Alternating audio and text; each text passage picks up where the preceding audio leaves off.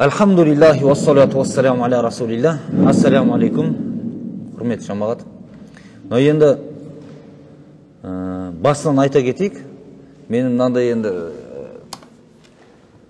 официально олай сөйлей алмаймын. Мен тікелей әңгімелесіп отыра берейік. Сұрақтарыңыз болса, иншалла қойып барлығын. Енді мына нәрсе бүгінгі тақырыбымызда иншалла мынау мұсылманшылықтағы шынайылық туралы бір толығымен айта кетейік. Өйткені бұл қазіргі уақытта ең керекті болған істерден, пайғамбарымыз саллаллаху алейхи вассаламның уақытысында қалай болды дегендей осы мәселелердің баршасына бір тоқтала кетсек, бұған біз жиынтығы ретінде бір хадисті алсақ болады. Бұл пайғамбарымыз саллаллаху алейхи вассаламның «Ад-дину насиха» деген хадисі, яғни дін насихат деп аударып жүрміз. Бірақ сол жерде дін насихат деген кезде мағына өзгеріп кетіп жатыр негізі. Ол жерде тікелей мағынасы дін насихат емес, дін шынайылық деген сөз. Өйткені хадистің жалғасында дін насихат деген кезде кімге насихат дейтін болса, лиллахи дейді, Аллаға дейді. Сонда қалай болады? Аллаға насихат айтамыз ба? Мүмкін емес қондай нәрсе. Демек не екен? Аллаға деген шынайылық деген сөз. Дін шынайылық. Кімге шынайыл болу керек деген кезде? Аллаға. Одан кейінгішісі оның кітабына, пайғамбарына, мұсылмандардың басшысына және жалпы баршасына деп хадисті тамамдағандығын көреміз. Осы хадистің төңірегінде иншалла айта кетсек, енді мына насаха деген сөз негізінде шынайылық деген мағынаны береді. Бір нәрсе жалғаннан жасалған нәрсе, бұл жаңа насихаттың үкіміне кірмейді. Яғни біреуге пайдам тисін деген мақсатпен бір сөз сөйлейтін болса, бір іс істейтін болса, соны дінімізде насихат деп атаған. Ал біздің қазақы түсінігімізде насихат деген кезде мына уағызға айтылған насихат деп. Барлық айтылып жатқан әңгіменің барлығы насихатқа кірмейді. Не үшін? Өйткені жай әңгімелесудің барлығы насихат емес қой. Насихат деген уақытта ең бірінші нәрсе не болады екен? Өзгеге пайдасы тисін деген, және өзгеден ешқандай бір пайда күтпестен жасалған істі насихат деп айтады. Соның үшін бізде мына уағыз насихат деген кезде Алла үшін өзгелерге пайдалы болсын деп бір нәрсе айтылған уақытта соны насихат деп айтып жүргеніміз. Енді бұл шынайылық деген кімге болады деген кезде бұл Аллаға деді ең бірінші. Ғалымдарымыз айтады, Аллаға деген шынайылық деген ең бірінші Алла тағаланың бар екеніне, бір екеніне шынайы иман келтіруі дейді. Аллаға деген нәрсе, бұл сенім болсын, іс-әрекет болсын, кез келген нәрсе бұл ешқашанда жалғаннан жасалмау керек. Елдің бәрі солай істеп жатыр ғой деп, немесе ел намазға барып жатыр, мен де барайын деген нәрсе жүрмейді. Сіз шынайы өзіңіз намаз оқуыңыз керек. Иман келтіріңіз, шынайы иман келтіру. Аллаға деген кезде адамның көңілінде не тұру керек екен? Бір шынайылығы, Алла тағала мені көріп тұр деген. Әр пенденің өзінің ішіндегі жүрегінің шынайылығы болуы деген осы бұйырылғандығы. Яғни Аллаға ешқандай ортақ қоспастан иман келтіру. Мына көреміз, дініміздегі ең қадірлі іс бұл Алла тағалаға иман келтіру, оған құлшылық жасау болған ғой үнемі. Одан асқан іс болмайды негізінде.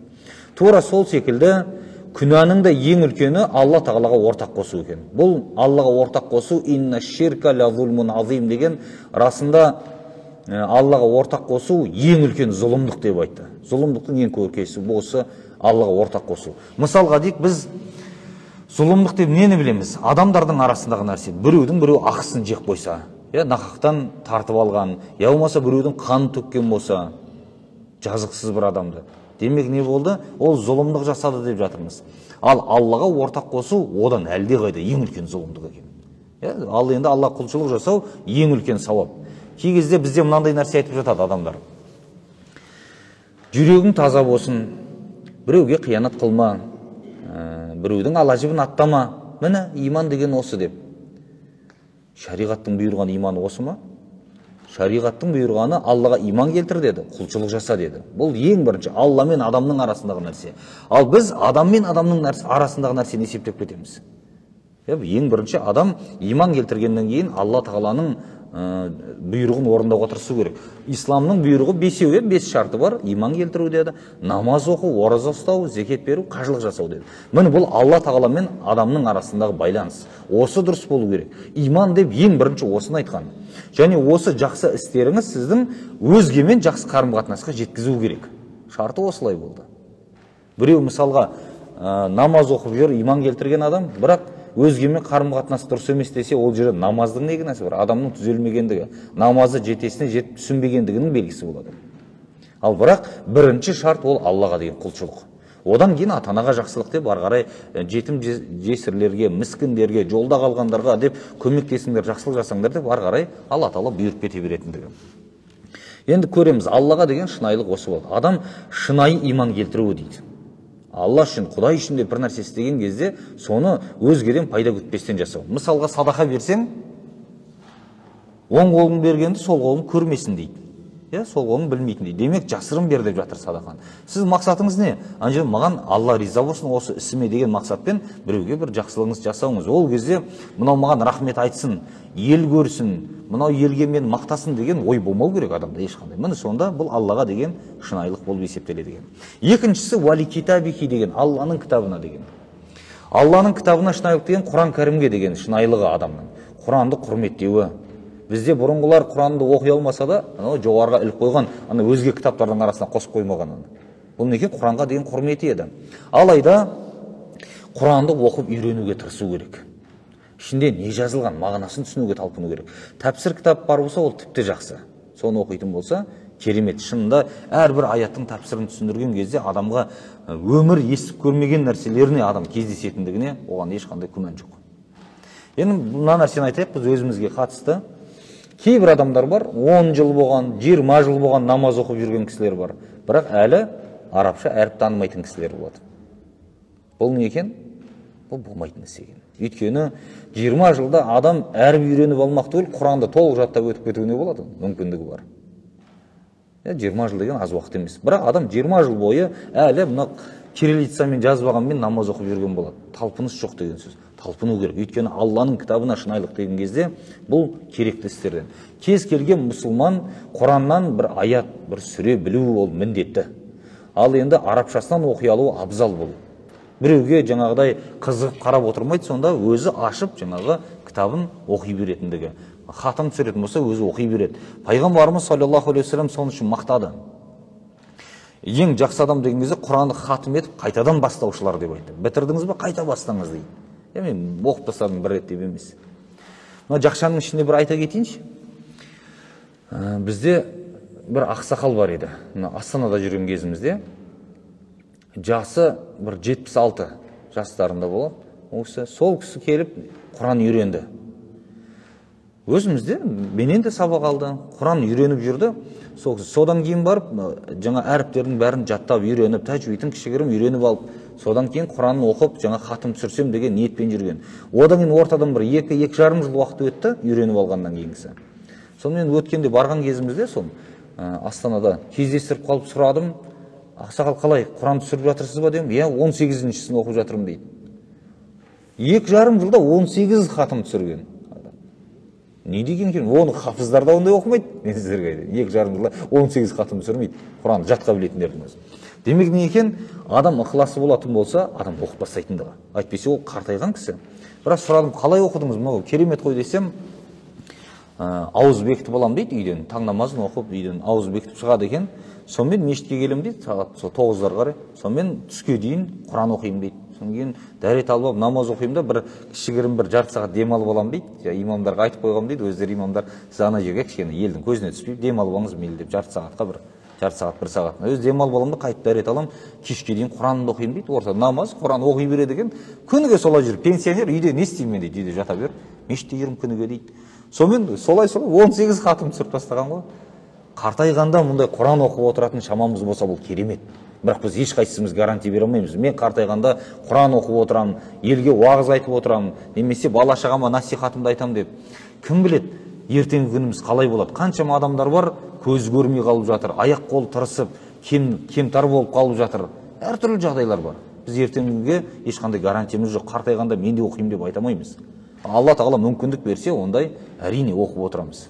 Ал енді ондай жағдай болмайтын болса, адам қазірден оқып, барынша жасап жүру керек. Шамасы келмей қалған уақытта Алла Тағала сол сауаптарды береді оған.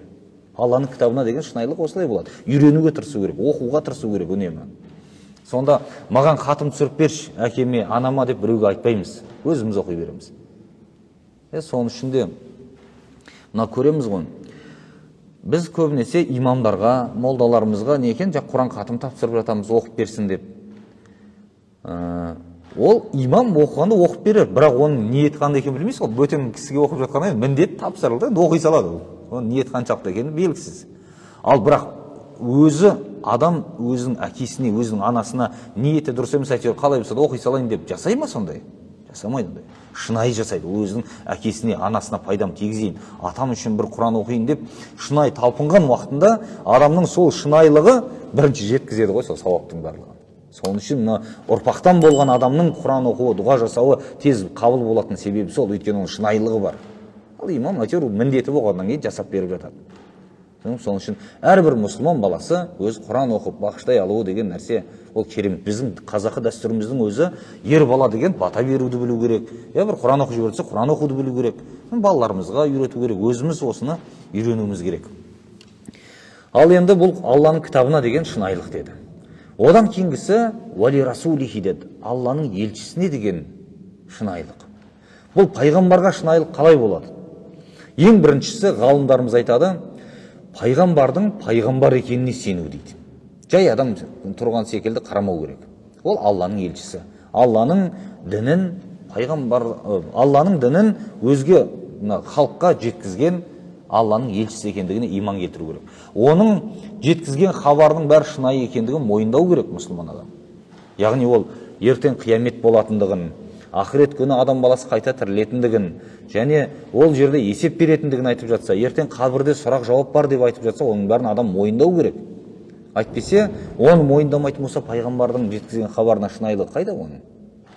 Екен, ең кемі, ең төменгі дәрежесі дейді.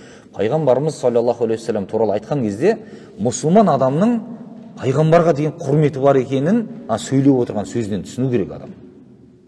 Біреу пайғамбардың атын айтқан кезде саллаллаху алейхи вассалам деп салауат айту керек. Салауат айта алмайтын адам, тілі келмейтін болса, ең болмаса Мұхаммед пайғамбарымыз деп өзінің пайғамбарды мойындайтындығының бір дәлелі көрініп тұру керек сөзінен.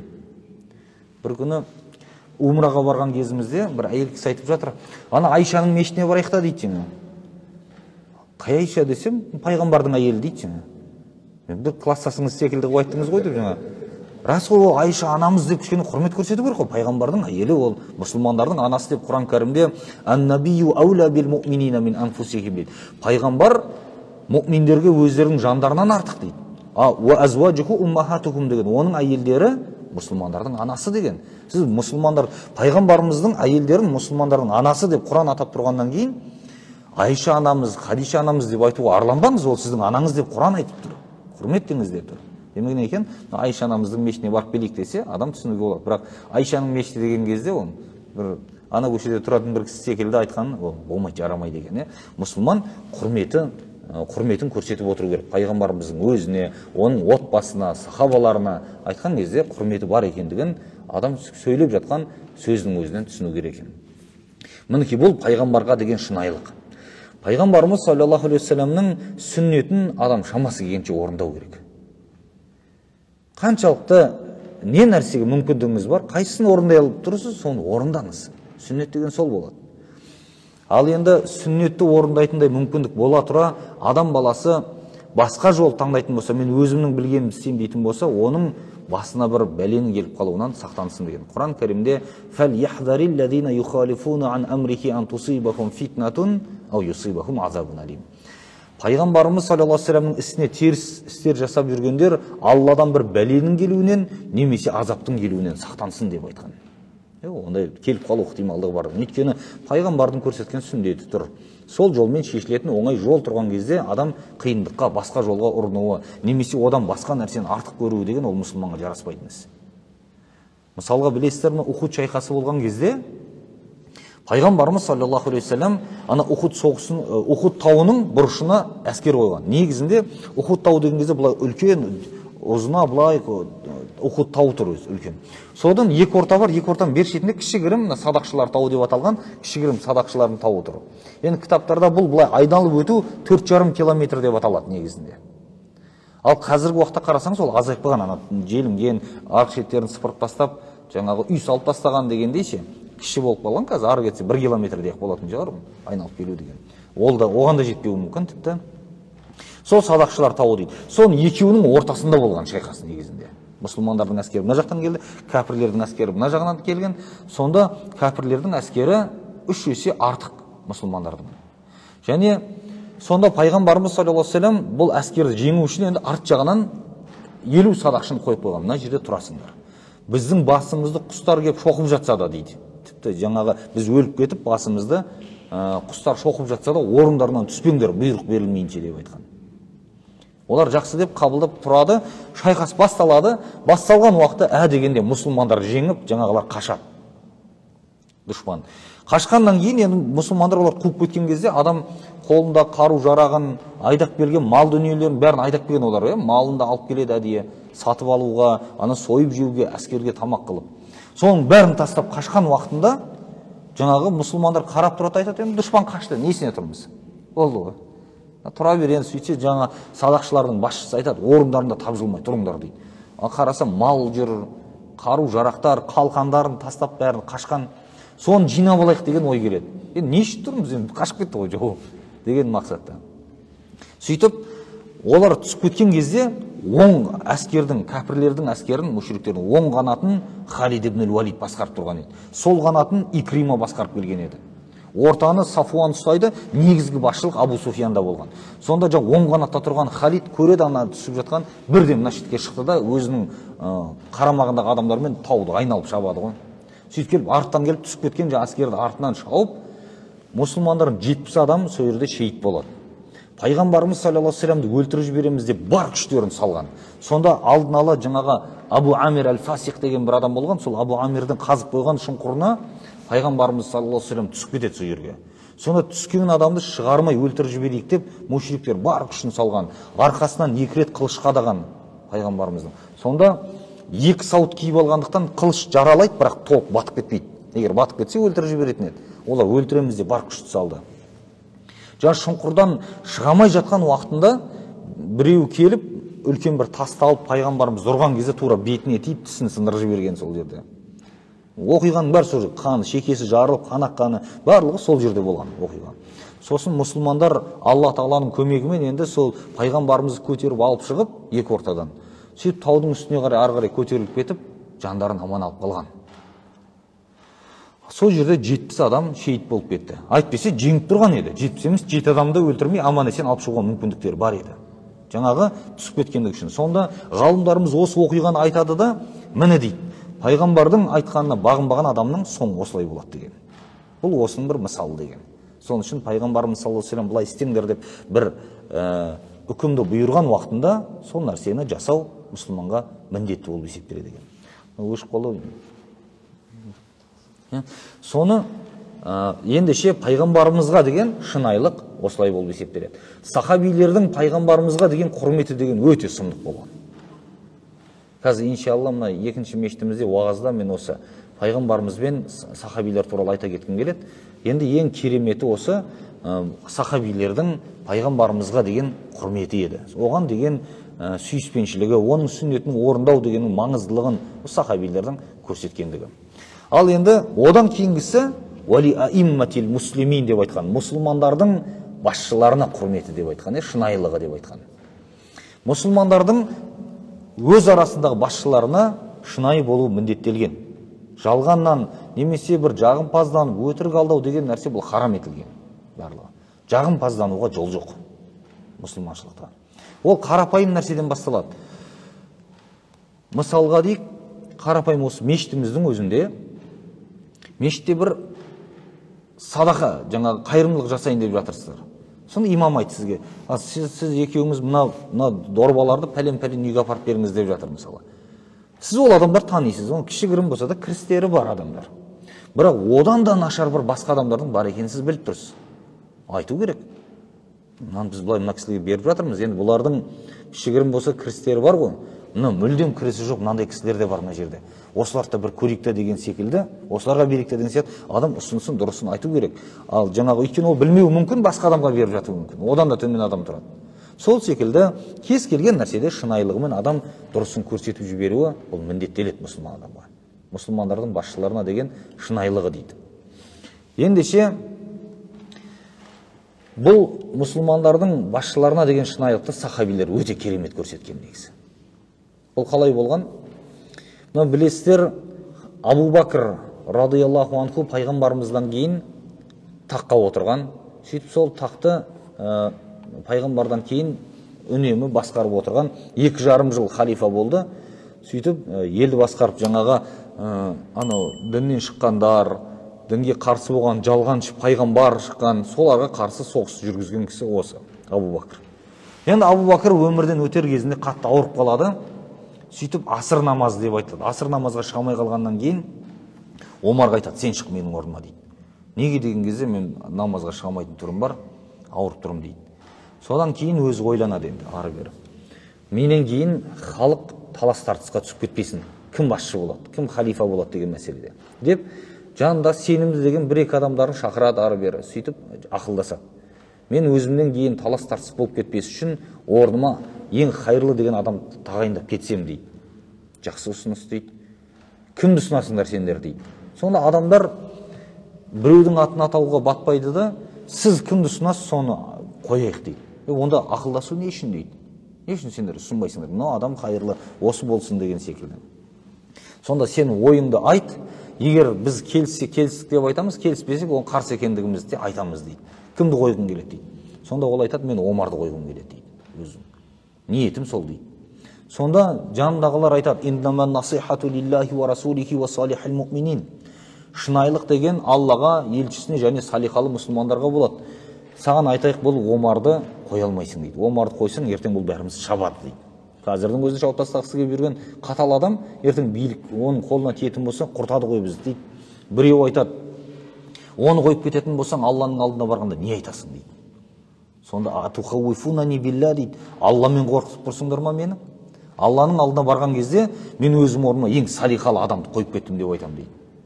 Бұны қоямын деген себебім, мен оны танимын дейді. Ертең ол таққа келетін болса, көп нәрсесі жұмсарады. Бұрын қаталдығын бәрін қояды деген үміттемін дейді. Және мен оны танығандығым үшін дейді. Деп жаңағы өзінің пікірін айтады. Біреулер келіседі, біреу келіспейді, басқа да болып, кейін тарайды.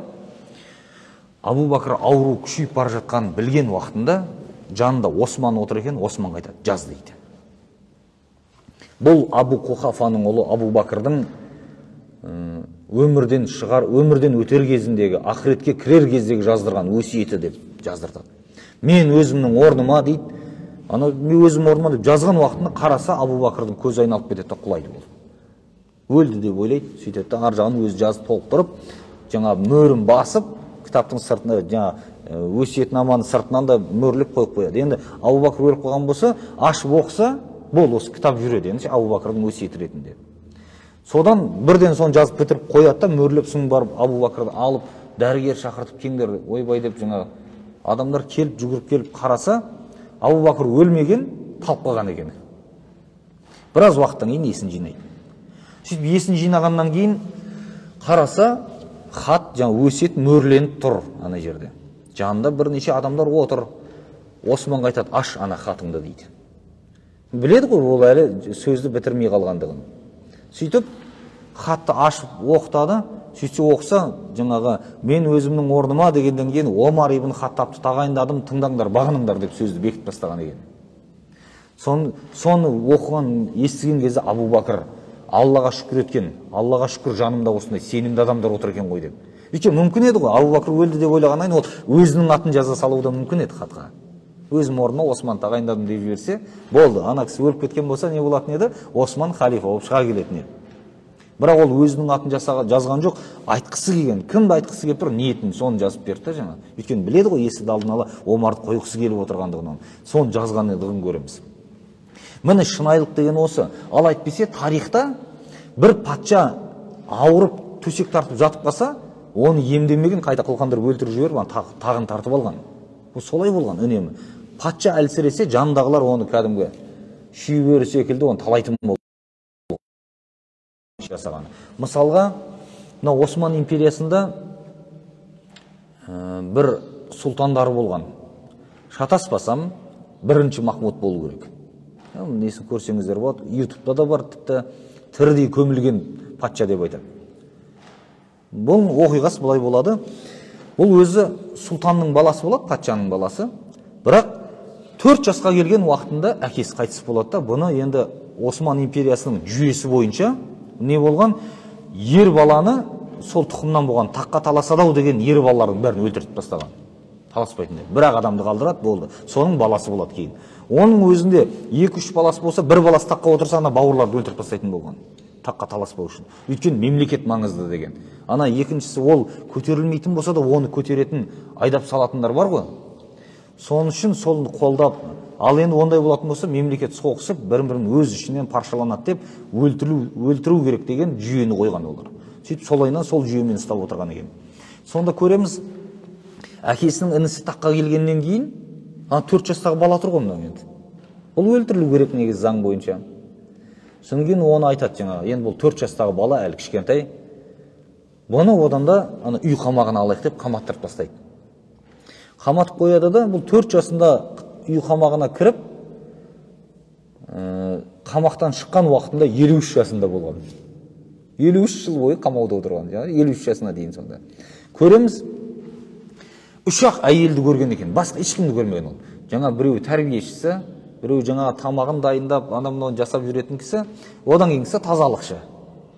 3-ақ әйелді көреді, басқа ешкім танымайды, ешкім келмейді, кіргізбейді, шығармайды, болды, солай жауып ұстап отырған. 53 жас болған кезде шенді, мемлекеттің шенді адамдарынан кіріп, уәзір ма, кіреді, жаңағы патшалық заттарын бәрін соған тапсырды. Міне, сіз патша болдыңыз, сұлтан болдыңыз, ана кісі қайтыс болды деп. Сонда шыққан уақытында бірден сұлтан болып шығады. Бірақ ол не екен? Өмір бақи ешкіммен араласпаған адам мемлекетті қайтып жүргізеді. Ешкіммен араласа алмаған. Сөйтеді да, жаңа уәзірлеріне тапсырып қойып, өз жаман киімдер киіп, ел аралайды екен. Елмен араласқысы келеді. Ешқашан ешкіммен араласпаған. Сонда кейбір магазиншілерді, басқаларды тауып алған, дос болып, қаншама адамдармен шай ішіп, достар тауып алған көшеде. Үнемі көбінесе көшеде жүреді екен. Адамдар оның патша екенін білмейді. Жаман киімдермен сыртта жүретін болған. Сөйтіп 3 жыл ел билейді, содан кейін барып қатты ауырады ол. Қатты ауырған уақытысында ел шулап кетеді. Сұлтан қайтыс болыпты, орнына басқа адам тағайындауымыз керек деген секілді. Осындай әңгіменің барлығын жабу үшін бұл не істейді? Атқа мініп жұма намазға барады ел қатарлы кәдімгі. Соң сұлтан жұма намазға барғаннан кейін елдер енді көрді, атқа мініп келіп отыр. Өлген ештеңесі жоқ. Елге жұма қатысып, жұма намазына қатысып, содан кейін қайтадан кетеді атпен. Барып сарайына кірген уақытында жаңағы сарайдың енді есігін жапқаннан кейін 4 аяқтап жүрді, жүре алмайды. Сөйтсе оған ол кезде атқа міну түгіл жүруге болмайды, жату керек кез екен. Енді ол атқа мінуі деген сөз өзін-өзі өлтіру деп айтқан кәдімгі. 4 аяқтап барып ана неге төсекке апарып жатқызған уақытта адамдар сол жатқаннан талып қалды дейді.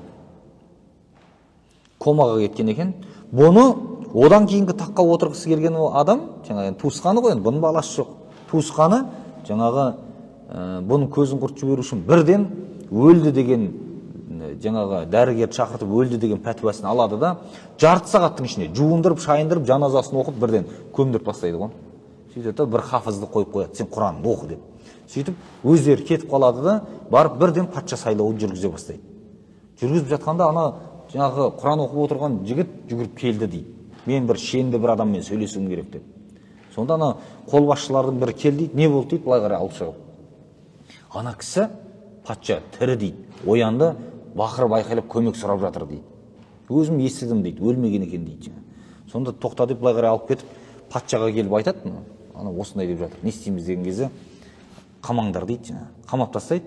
Сол қамалғаннан кейін ол жігіт жоқ болып кетеді, өзі бері қарай шықпайды қайтадан. Сонда айтады, тірідей көміліп кеткен дейді. Оның өзі керек болып тұрған жоқ, патшаның не екен, шынайылық былай тұрсын. Оның тағы керек болды, тірідей көміп тастай салды. Шығарған жоқ, ананда мынанды өлтіріп жіберген. Сонда қараймыз, кейінгі адамдардың жасап жатқаны қандай? Сахабаның жасағаны қандай? Сахаби деген пайғамбардың көзін көрген, пайғамбардың тәрбиесін көрген адамдар. Шынайы болған мінекей көреміз. Сонда өзінің орнына Омарды қойып кетті Абу Бәкір. Ал Омар таққа келгеннен кейін қаншама нәрселерді өзгерткен. Қаншама үкімдерді реттеген, тіпті пайғамбар мен Абу Бәкірдің уақытысында болған үкімдердің кейбірін өзгерткен, мысалы 36 үкімді өзгерткендігі бар. Солардың бірі зекетте, мысалы муаллафатул қулуб деген бар ғой, жүректері исламға бұрылатын адамдар деген. Олар мұсылман емес негізі. Көңіл исламға бұрылсын деп зекет беретін болған. Ол зекет бергенде де ол 5-10 мың теңге емес ол зекет. ол біреуіне 500 түйе береді, анаға 1000 түйе береді.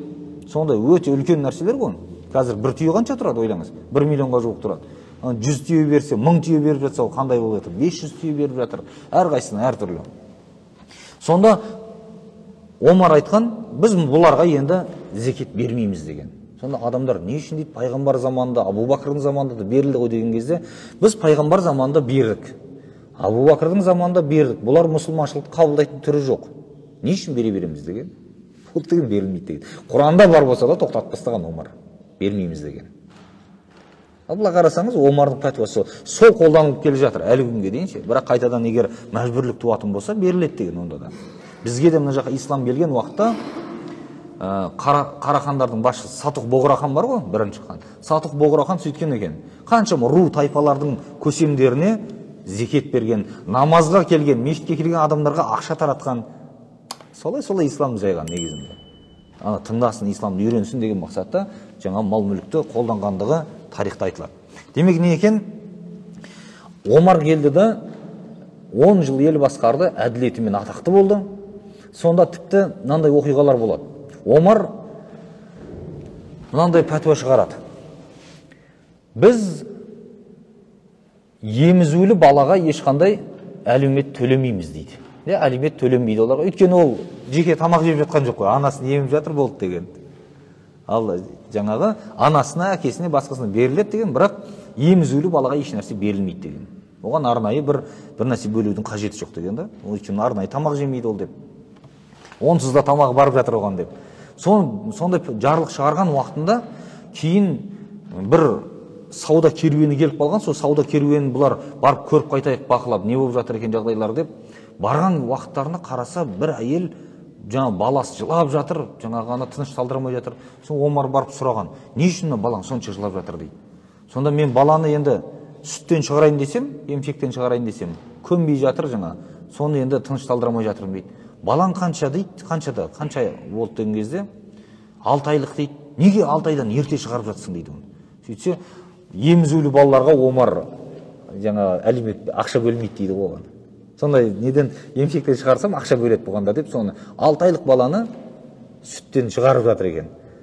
Бұны естіген кезде Омар айтады, мен не деген зұлымдық жасағанмын адамдарға. Мұсылмандардың балалары ерте жастан жаңағы емшектен шығуға мәжбүр қылыппын ғой мен мына сөзіммен деп, жаңағыдай барады да елге айтады жариялап. Халайық дейді. Емізуліге де жаңағыда ембейтіне де барлығына да береміз дейді. Балаларыңды ерте шығармаңдар олай деп қайтадан бұйрықты өзгерткендігі бар. Сонда көреміз, Омар қаншама нәрселер зерттеп отырып жаңа жасаған. Сонда бір күні тіпті мешітте отырған кезінде қараса, бір кісі бүйтіп белін, желкесін бүйтіп бүкірейтіп, қолын сипалап бүйтіп келе жатыр екен біреу. Сыпайы көрініп елге. Сонда Омар бұны көреді, мына адамның желкесіне не болған дейді. Оның желкесіне ештеңе болмаған. Ол тек қана өзін сыпайы, тақуа көрініп ұстап жүрген дейді. Бұл өте тақуа адам деп айтады. Омар ашуланып кетті дейді. Бергел дейді анаған. Әмәтті динаны әмәтәкалла. Біздің дінімізді өлтірдің ғой, Алла сені өлтірсін дейді. Сөйтеді желкесінен бір-ақ ұрған, көтеріп жүр мына желкеңді дейді. Тақуалық деген жүректе болады, желкеде емес деген. Сөйтіп айтады халыққа, халайық. Көкірегін керіп жүрген адамда тәкаппар, елден ерекше көрініп сыпайы болып жүрген, ол да тәкаппар деп айтқан. Сен қалай болсаң, солай жүр. Тақуалық деген жүректе болады деп айтқан. Керемет ана нелерді, нормаларды қойып берген ғой, қалай болатындығын. Ана дінді дұрыс түсіну үшін. Әйтпесе кейде біз адамдар ана намаз оқып үйренгенде адамның өтірік сыпайы болып қалатын кездері бар. Ол негізі ондай адам емес ол. Елдің алдында осылай тыныш жүрейін деп жүріп, оның екен рияға ұрынып қалады. Рия жасап кетеді.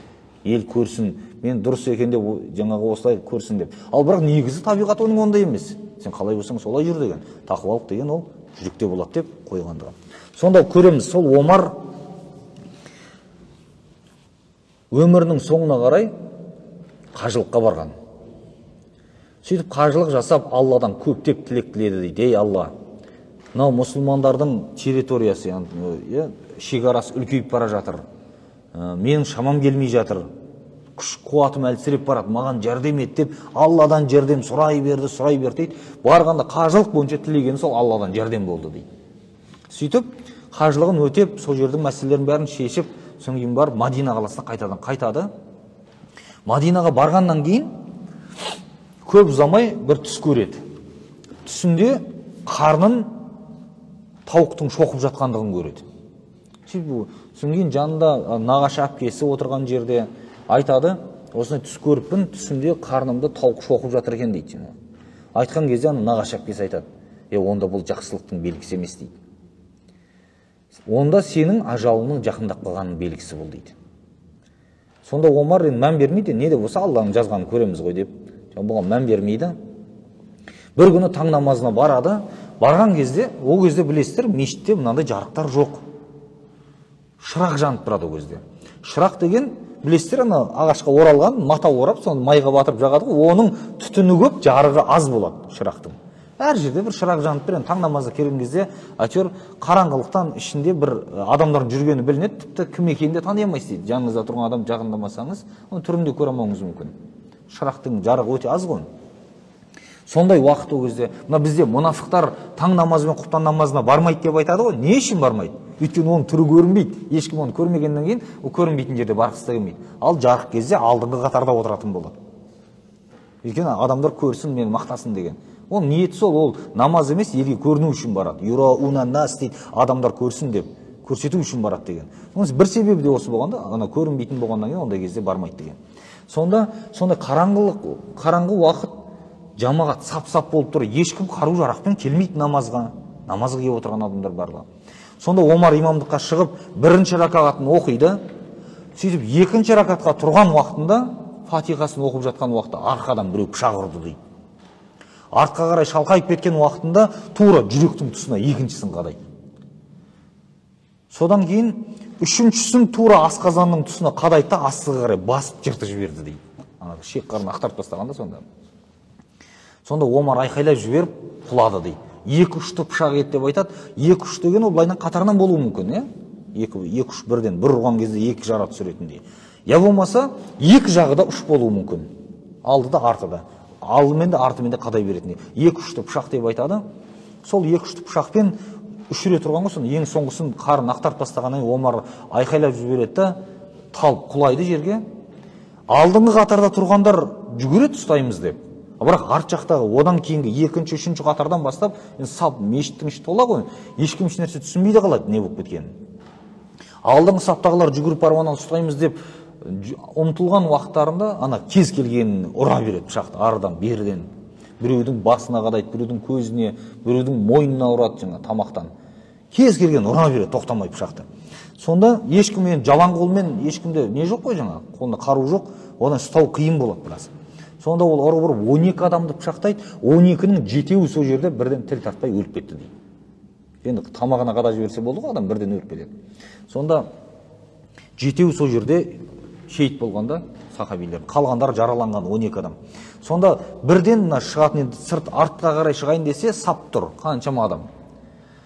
Сонда Омар кіретін есік бар еді, бізде мына запас есіктер болады ғой мынандай жақта. Сонда Омар кіретін есік дейді, сол есіктен қашып шықты дейді сыртқа қарай. Артынан қуып адамдар шыққан кезде біреуі жүгіріп барып үстіндегі шапанын оның үстіне орап ұстап қалған уақытында ұсталғандығын білгендіктен өзінің жүрегіне өзі қадап, ол да өледі. Содан баласы, Хазірет Омардың баласы Абдулла бірден әкесен жерде жатыр ғой талып, үсті басын ұстап көреді, қай жер не болды, қан, қай жерінен жараланды. Соны ұстап көріп жатқан уақытында дейді, ішіне барып қарынына қолын ұстаған кезінде ішіне кіріп кетті дейді. Сонда ақтап тастаған екен, сыртқа қарай екен. Ашып берген барлығын.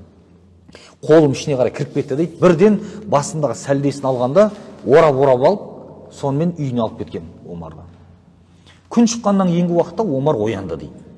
Оянып, ең бірінші сұраған сұрағы, жамағат намазын оқыды ма дейді. Иә, оқыды дейді. Онда су алып келіңдер дейді. Ішесің ба деген кезде жоқ дейді, намаз оқимын дейді, дәрет алам дейді.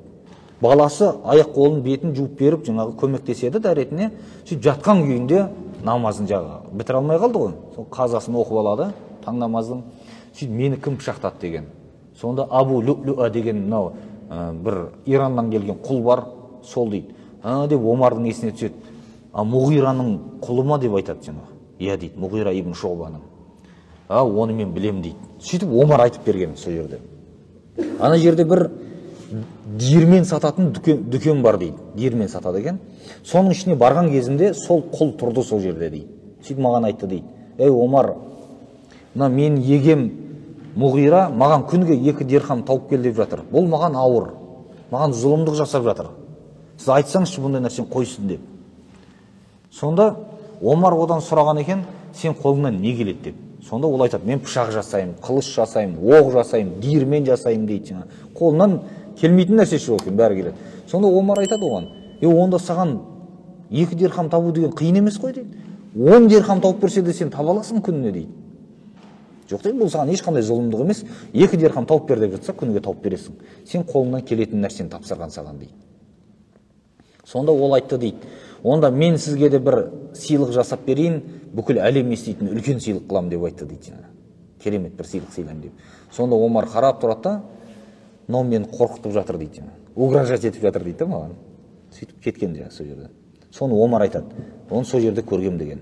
Оның айтқан үлкен сыйлығы осы екен ғой дейді, онда әлем еститін сыйлық деп айтып еді. Сонда не екен, жаңағы пышақтайтындығын. Омар сол Омардың айтқанынан білгенде оқиғаның қалай болғандығын. Содан кейін Омар жаңағы ішетін бір нәрсе бар ма деп сұрайды. Бір тостақ сүтті береді, сүтті ішкен уақытында сыртқа шығып кетті дейді, ішкен сүтті. Сонда шек қарындарына дейін тесіп тастаған ғой жаңағы. Ақтарып. Соны көрген уақытында Омар бірден айтқан сөзі, мен енді сендердің халифаларың емеспін, орныма басқан тағайындаңдар дейді. Сонда адамдар айтады, Омар, өзің орнына балаң Абдулланы қоя кетсейші дейді, болды, мәселе шешіледі, оңай шешіледі дейді. Абу Бәкір секілді сенде балаң тағайындай сал болды дейді. Сонда ол айтады, егер бұл ел басқару деген нәрсе үлкен абыройлы тірлік болатын болса, біздің әулеттен мен басқардым ғой бұны дегенде, біздің әулетте бұл абырой бар деген, ел басқарды деген.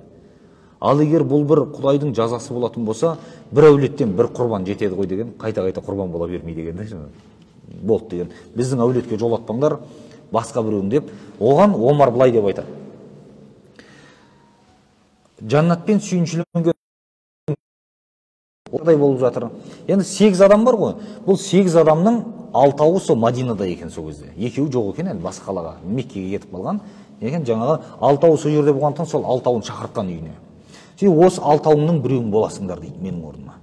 Барлығында елдің алдында абыройлысыңдар, сыйлысыңдар, арттарында үлкен-үлкен рулар бар кәдімгі. Елге беделді адамсыңдар. Қайсың болсаң да лайықсыңдар, 6-ауыңның біреуің болуың керек дейді. 3 күннің ішінде біреуің халифа болып сайланыңдар дейді. Және мен оны көзіммен көрейін, кімді сайлағандарын дейді. Сөйтіп, жанында Зубайыр тұр екен, Зубайырға айтады, Зубайыр дейді, сен қосыласың осылардың арасына, бірақ кандидат емессің дейді.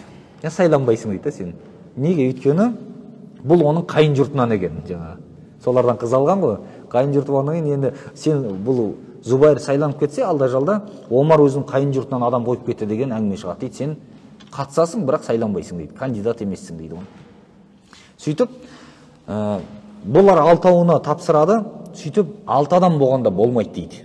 7 болу керек негіз дейді. Өйткені 3-те 3 болып қалса, тағы да тартыс ертең ел көтеріліп басқа болуы мүмкін. Оны фитнаға бармас үшін 7 адам болу керек дейді. 7-шісін өзінің баласы Абдулланың ортасына қосады, 7-ші қылып. Абдуллаға айтады, сенің міндетің көпшілік қай жақта болса соны қолдайсың дейді. Тең-бе-тең болып қалатын болса, Абдуррахман ибн Ауф қай жақта болса сен сол жақтасың дейді. Болды дейді, сенің тірлігің осы, сен де сайланбайсың, кандидат емессің дейді. 7-ші қылып қосады. Соның үйдің сыртына әскер қойдырады, әскердің басшысын шақырып айтады. 3 күннің ішінде мыналардың біреуі халифа болып сайланбаса, бәрінің басын алыңдар дейді. Халық өзі керегін қой болады сосын дейді. Менің бұйрығым осылай дейді. Үйді қоршатып қояды. Сонда өзім көзіммен көрейін деді ғой Омар, кім сайлағандарын дейді. Бірақ Омар 3 күнге жетпейді, 2-ші күні таңертеңгі уақытта қайтыс болып кетті дейді Омар. Содан адамдар енді Омарды жерлеу анау рәсімдері бар, басқа бар сөйтіп тұрады да, 3-ші күні адамдар жаңағы кісілер айтады, бір ауыз бір шешімге келейік енді. Сөйтіп Абдурахман айтады, мен халифа болмаймын дейді, ниетім жоқ ондай, ойымнан шықтым дейді. Анау шығады, мынау шығады, солай. Али мен Осман ғана қалады ғой, 2-еу ғана. Мен болам деп тұрған, атылып тұрғандар. Сонда онда былай істейміз дейді, мен әділ түрде жасаймын, кімді сайласам, соны мойындайсыңдар ма дейді. Мен туысқандыққа, достыққа, анаға, мынаға еш нәрсе қарамаймын дейді. Мен көршім еді деген ондай түсінік жоқ дейді. Әділ түрде біреуін сайлаймын, соны бәрін мойындайсыңдар ма дейді. Я дейді, жақсы дейді. Онда үйден шығамыз да мешітке барамыз бәріміз дейді. Әскерді де алып барамыз, халықты да жинаймыз мешітке. Сөйтіп елдің алдында арнайы сайлаймыз дейді.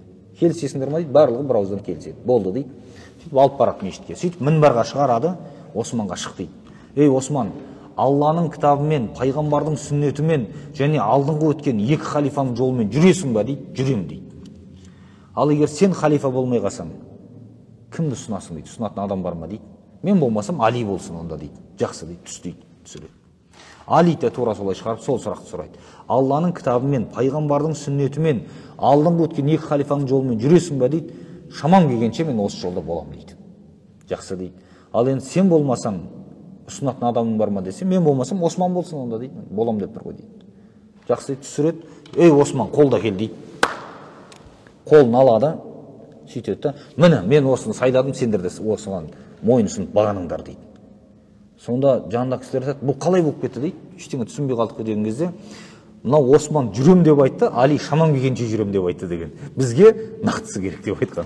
Бір-ақ ауыз сөз үшін. Ал ол кезде ол ислам халифалығы деген қай жақтарды билеп тұр? Мына жағынан алсаңыз Иран, Ирак барлығы қамтылып тұр. Ар жағынан айналып келе Византия кіріп тұр, Шам аймағы бар. Ар жақта Мысыр, Африка бәрін билеп тұрған үлкен нені халифатты бір-ақ адам алды да қойып жіберді, қалғандары соны мойындады. Не үшін еді? Алдау, арбау, жағымпаздық деген нәрсе болмаған, шынайы болғандығын көргендік үшін. Басшылыққа деген шынайылықтары осы болған, әділ жасағандықтары. Және оларда Хазірет Али де сол жерде тұрып бірден Османның қолын алған Хазірет Али. Құтты болсын халифалығың. Айтпесе ол айтуы мүмкін еді ғой, қалай болды? Менікі де дұрыс қой, Алла шамасы келмейтін нәрсені адамға жүктемейді деп ондай нәрсе айтқан жоқ. Ғалымдарымыз айтады, Алидікі де дұрыс еді ол кезде дейді. Шамам келгенше жүрем деп айтуы. Өйткені адам шынында шамасы келгенін ғана жасайды, оны артығын жасай алмайды ғой. Соның үшін оның сөзі дұрыс еді. Бірақ Абдурахманның шешімі не болды? Күмәнсіз болғанын аламыз деді. Сәл болса да күмән болмау керек деп. Соны Османның тағайындалып кеткендігін көреміз. Сол уақытта енді қарасақ, Хазірет Осман билікке келді да, ол да әділетті басқарғандығын көреміз. Енді осы жерде біз қарайтын болсақ, мұсылмандар кең жайылып, тыныштық дәуір сондай орнап тұрған болатын болса, ол неден болды? Бірін-біріне деген шынайылықтан болды. Басшыны көрген кезде жағымпаздық деген түсінік болған жоқ. Бізде ондай нәрсе көп болып кетеді, өкінішке орай. Мысалға, әкім келіп қалса, ойбай деп әкімнің жәнде жақсы көрініп жүгіріп жүретін кісілер, әшейінде жүгірмейтіндер қаптап кетеді сондайда ше. Ал ол әкім кеткеннен оны боқтауы да мүмкін артынан ше. Мысалы, ол шынымен сондай. Ал бірақ не екен? Мұсылманшылықта жағымпаздық деген нәрсені харам еткен әдейі. Шынайылығын айту, қызмет етсең, шынайы қызмет ет оны. Оны солай құрметтеп тұрсаң, ол жоқ кезде де сыртынан дұрыс сөзіңді айт. Бізде ондай емес қой. Келіп қалса жаңағыдай, жоқ болса артынан жамандау деген. Ондай нәрсеге бармау керек. Мұсылман адам жаңа мұсылманшылығын ұстанып отыру керек. Осы дұрыс. Дін осыны көрсетіп берген. Ал енді уали амматихим деген мұсылмандардың жалпы баршасына шынайылық деген тақырыпты қойған. Бұл мына таза бізге керекті осы. Бұл не екен? Джабир ибн Абдилла деген сахаби болған. Бұл Джабир базарға барады. Сөйтсе бір кісі жылқысын сатып тұр екен, ат мініп жүрген атын сатады. Қанша десе 200 дирхам дейді. Ойланып тұрады, ма деп 200 дирхам шығарып қолына береді. Болды ма? Болды дейді, кетейін деп жатыр. Тоқта дейді, сен сауда білмейтін адам екенсің ғой дейді. Сен мына атың қымбат тұрады ғой бұдан дейді. Неге арзан сатып жатсың? Ол онда сен айтқандай болсын дейді. Сауда білмейтін адам екен. Ма деп үстіне тағы 200 қосады. Ойланып тұрады, ма деп тағы 40 қосады. Сөйтіп 440-қа сатып алды дейді ананың атын. Сөйтіп айтады, ей, тыңда енді мені. Мен ақшамның көптігінен, немесе бір ақмақтығымнан беріп жатқаным жоқ саған бұны. Мен мұсылманшылықты қабылдағанда пайғамбарымыздың алдында отырып, әрбір мұсылманға шынайы болам, ешқайсысын алдамайым деп сөз бергем дейді. Ал енді мына жерде мен қазір көріп тұрып, бермей қойсам, пайғамбарға берген сөзімнен қайтқан болам мен дейді. Сол үшін жасап жатырмын деп айтқан. Сахабидің жасаған ісі. Ал енді бізде де сондай жағдайлар болып жатады ғой кейде. Біреу мысалға қарыз қысады, мына жақта кредиті қысады біреуді. Сөйтіп машинесін сатады. Мысалы, оның машинесі 3 миллион тұратын машина дейік. Білесіз, оның бағасы 3 миллион екен. Ол 2 миллионға сатам дейді, табан астынан ақша керек болғаннан кейін. Оны барып адамдар 1,5 миллионға берсек те, оны тағы қылқындырады. Ол мәз болғаннан сатып отырған жоқ қой, қысылғаннан сатып жатыр. Мұсылманшылықта шамаң жетсе көмектес дейді. 2 миллион деп тұрса, 2 миллионны алыңыз мақұл. Мүмкіндігіңіз болса 2,5-ға алыңыз. Өйткені сіз ертең оны 3 миллионға сатуға шамаңыз бар, біліп тұрсыз оны. ұтылмайтындығымызды. Бір мұсылманды құтқару, бір адамды құтқару, адамзаттың бәрін құтқарғанмен тең деп айтқан шариғатымызда. Соның үшін сіз оны құтқарып жіберсеңіз, ертең ақыретте Алла сізді құтқарады. Мұсылманшылық осы тұрғыда құрылған. Шамаң жетсе жәрдемдес деген. Мүмкіндіктеріңіз бар ма? Мұсылманды қолдау керек. Бұл дүниеде де, ақыретте де жақсылықсыз, сауапсыз қалмайды ол нәрсе. Міндетті түрде ол Алла Тағала оны жаңағы жақсылығын шығарып береді, ақыретте оның сауабын береді. Адамзаттың баршасын құтқарғанмен тең қылып, оны Алла Тағала тозақтың азабынан құтқарып, оған сауабын молынан беріп жібереді. Адам оған күмәнданбау керек. Содан кейін бұл мұсылманға шынайылығы деген уақытта қыз алысып берісуде көп рөл ойнайды бұл. Сіз қыз алайын деп жатырсыз бірден, келін алайын деп отырсыз. Сұрастыр деген оны, сол жердің үлкен адамдарынан, білет деген адамдардан. Мысалға, бір ауылдың қызы ма, сол ауылдан сұрап көру керек, қандай қыз екен. Үлкендерінен шынайы, дұрыс деген адамдан сұрау керек, кез келген емес. Сұраған уақытта ол дұрысын айту керек. Ол дұрыс қыз. Жаңадай жаман аты жоқ әйтеуір. Бір жаман істермен ондай аты шыққан емес деген секілді дұрысын айтып беруге міндетті. Сұрамаса айтпау керек, бірақ кейбіреулер сұрамаса да бар өзін өзі айтатындар болады, ол дұрыс емес ол. Қызыңызды бір жерге тұрмысқа берейін деп жатсаңыз, ол жігіт туралы да сұрастыру керек. Негізі қызды тұрмысқа беру бұл әкенің міндеті. Соның үшін де ер кісі оны анықтау керек. Мына жігіт құда түсіп жатса, жаңағыдай ол жігіт туралы сұрастыруға міндетті. Бар, бұл қандай жігіт? Бәлкім ол жігіт сіз қызыңызды берейін деп отырған. Араққа салынып кеткен адам шығар, наркоман шығар ол. Немесе бір құмар ойынға беріліп кеткен, ешкіммен ісі жоқ, өзімен өзі жүрген біреу шығар ол. Сіздің қызыңызға пайда тигізбек түгілі өз басын асырай алмайды, өзіне өзі қарай алмайтын біреу шығар. Қайдан білесіз? Қызыңыздың сол жылап қор болғанын қалайсыз ба? Жоқ, онда анықтаңыз деген. Ол жігіт кім екен? Дұрыс жігіт болса, жаңа талпынысы бар, діні түзу, жаман аты шықпаған, ұры-қары деген аты жоқ, әйтеуір дұрыс жігіт болатын болса, онда беріңіз қызыңызды. Өйткені ол жаңағы талпынысы бар жігіт, ол ертең сіздің үйленгеннен кейін де қызыңызды тартып жүретіндігі, жаңағы бір отбасы боламыз деп алып кететіндігінің белгісі. Соның ішінде бұл нәрселерді сұрастыру міндетті. Сұраған кезде деген ғой, сенен насихат сұраса айт деген сол, мына қандай жігіт деп сұраған уақытта шынайы айтып беру бұл мұсылманға міндет болады. Ортадағы сіздің оны жек көретін шығарсыз, ол нәрсе рөл ойнамайды. Оны алып тастап, шын дұрысын айтып беруге сіз міндеттісіз. Дұрысын айтпасаңыз, қиянат жасаған боласыз. Ертең бұның жауабы бар қиянаттың. Енді көреміз мұны. Тура сол секілді не болады екен? Мына шынайылық, насихат сұрағанда айту дегені сол. Бір кісі мысалға дейік, қолында ақшасы бар, 5 миллион ақшасы бар екен, сізден келіп сұрады. Сіз сауда жасап жүрген адамсыз. Болмаса бір жұмыс жасап жүрсіз, сіздікіндей ол бір нәрсені ашайын деп жатыр өзі ар жақтан. Қаратаудың мына басында сіздің магазиніңіз бар дейік. Сіз ана басынан бір кісі, мен де ашайын деп едім осындай. Мысалы, киім сатасыз дейік. Мен де бір киім сатайын деп едім, қолымда манша бір кішігірім ақшам бар еді. Соған не киім сатсам жақсы өтеді десе, біздегілер не айтады? Енді өзің көресің ғой, нәсібіңе қарай енді. Бұйырғаны болады ғой деп адам қайтарып жібереді. Бұл дұрыс емес. Сізден шын мұсылманшылықпен келіп сұраған уақытында айтуға міндеттісіз. Бізде не болады? Пендешілік ой ғой. Ол да ашылып алса, ертең конкуренция, менікі жүрмей қалады саудам деген. Бірақ әркімнің нәсібі өзінде негізінде. Бірақ сіз сұралған уақытында дұрысын айтып беруге міндетті боласыз. Мысалға дейік, мынандай оқиға болған. Хазірет Әли бір күні мешітке барған екен.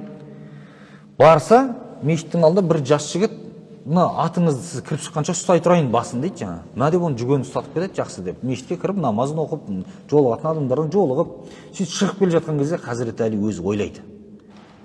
Мына жігіт бағаналы бері менің атымның басын ұстап тұр, жүгенін. Енді сонымен барып, бір 2 дирхам берейінші осыған деп, қалтасынан өзі дайындап алып кеп, шығып кеп қараса, ана жігіт жоқ, қашып кетті. Жылқысы жайылып жүр, сөйтсе, жүгенін ұрлап қашып кеткен ғой оны. О, иттің баласы деп не істейді енді Ғали? Жүрген балалардан біреуін шақырып алып бергел дейді. Мына базардан барып бір жүген сатып алып келші маған деп беріп жібереді. Жүгіріп барып сатып алып келсе, өзінің жүгенін сатып алып келген ғой жаңа. Сонда ана пайда көремін деп ана ұрлап алып барып базарға сатқан, тура соны 2 дирхамға. Ол соны орнында тұра берсе де сол 2 дирхам болатын еді соған негізінде. Ол бұйырған нәсібі сол. Адал жолдыкін ол не екен? Арам жолға өзі ауыстырды. Ол ойлады ғой жаңа бір пайда көрейін деп. Бірақ сол артық нәсібінен басқасы жоқ оған.